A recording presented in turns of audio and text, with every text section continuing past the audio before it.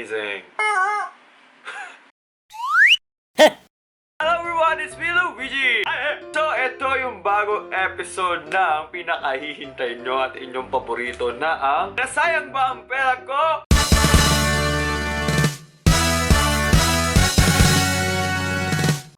Kung bago lang kayo dito at hindi nyo alam kung ano ang nasayang ba ang pera ko, itong series na to ay basically product reviews. As the title suggests, ito-try natin siya para malaman natin kung nasayang ba ang pera ko or kung masayang ba ang pera nyo kung binili siya in the future. So nakabili ako ng product sa Daiso Japan. 88 pesos lang. Thank you Lord, hindi ganun kamahal. And ito yon, Easy Popcorn.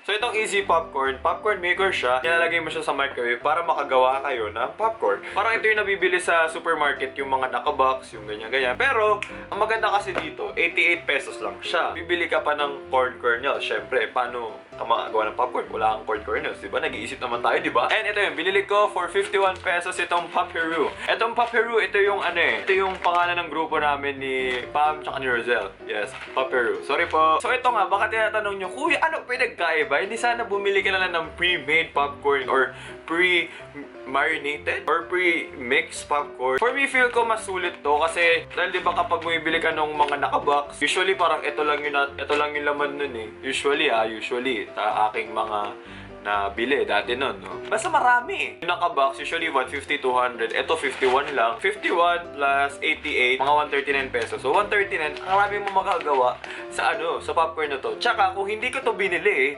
wala akong video para ngayon. So, simulan na natin. Ano ang tanong ng bayan? Nasayang ba ang pera ko?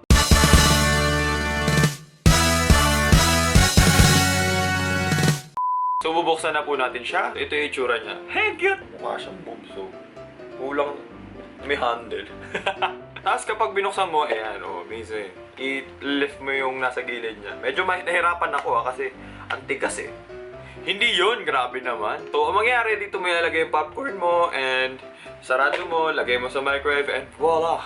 May popcorn ka na. Bago tayo gumawa ng popcorn, no? Hugasan muna natin to at baka may mga chemical to na maaaring patayin ako at hindi na maka-upload ng video. Hinugasan ko na siya!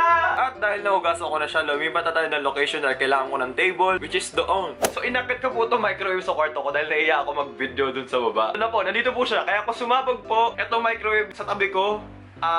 Bye-bye. Okay, gagawin natin yung pinakasikat na flavor ng popcorn, which is yung butter flavored popcorn. Which is yung butter flavored popcorn. So, kailangan natin ng butter. Di ba artista yun? Butter Ocampo. Sorry. Ito po ang ating mag-melt muna tayo ng butter para yun yung magiging langis nung popcorn para maluto. Ganun. Goodbye diet! Aba ako may isda. Pag ito sumabog, Diyos ko. Tapos na nga po siya, so i-ready na natin yung mga popcorn. Lalagay natin siya dito sa base niya. Dahil hindi ko alam kung gaano karaming popcorn ang ilalagay ko, so I will just eyeball it. Wow naman, may English. Feel ko enough na to no? Buti ka pa enough. Tapos, itong butter lalagay natin dito para yun yung sabaw niya. Sabaw! Isara na natin siya. Hindi ko talaga alam kung gaano katagal, so gawin na natin 2 minutes. Aray! Paano ko sumabog to dito sa gilid ko yun? Nasa gilid ko lang siya eh. Nakakatakot din eh. Kung may pumutok, Happy New Year. Bakit wala?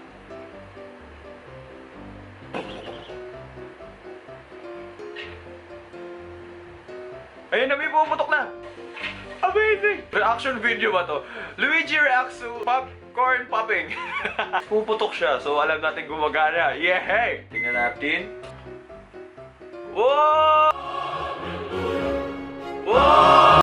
Kung naalala nyo, di ba may handle siya ganito? Ayan. Itong handle, para dito yan. Kunin mo siya, tapos, pag ganyan. Galing mo na yung lid. Nasunog yung iba, pero okay lang. Okay lang yun. Hoy! May pumutok pa rin. Ang popcorn natin ito kung maala. Dalawa kasi yung version na iniisip kong bilhin for popcorn maker. Isa sa Daiso tsaka isa sa Lazada. Yung sa Daiso, 88 pesos lang. Yung sa Lazada, 600 beshi. Wala pa akong budget na ganun. Ano na lang bilhin ko? Ang pinag-iba nito doon, the device itself, doon talaga siya gagawa ng popcorn. Hindi mo na siya kailangan ilagay sa microwave. Gawin natin siya na kasi. So dito na lang tayo sa baba. Pero may tanong ako, anong word ang nagsa-start sa letter P tapos nag-e-end sa O-R-N? Huwag kang bastos. Popcorn yun. Yummers! Kain tayo!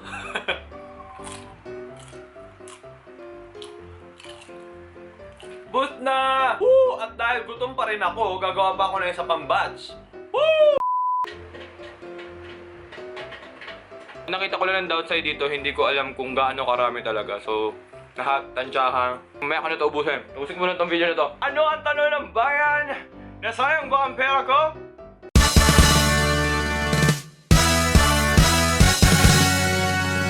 Hindi siya nasayang. Sobrang sulit. For 139 pesos, 88 plus yung kernels, okay na siya. Alam ko naman po na may nakabox na microwave, pero mas mura kasi for me ito. Pero di ko rin naman po sinasabing mas maganda to kaysa doon. Kasi yun, maganda yung flavor. Kumaga, also, for convenience, saka kapag kailangan mo gumawa ng video, ganun. So, kung nirate ko siya mga 4 out of 5 popcorns, ganun. Diyos ko, sira yung diet ko dahil dito sa popcorn. What? And here's I was on. And yun lang. So kung nagustuhan nyo itong video na to, gawin nyo lang, give it a big thumbs up and subscribe to my channel for weekly videos. And yun lang. Goodbye. Thank you for watching. Bye-bye.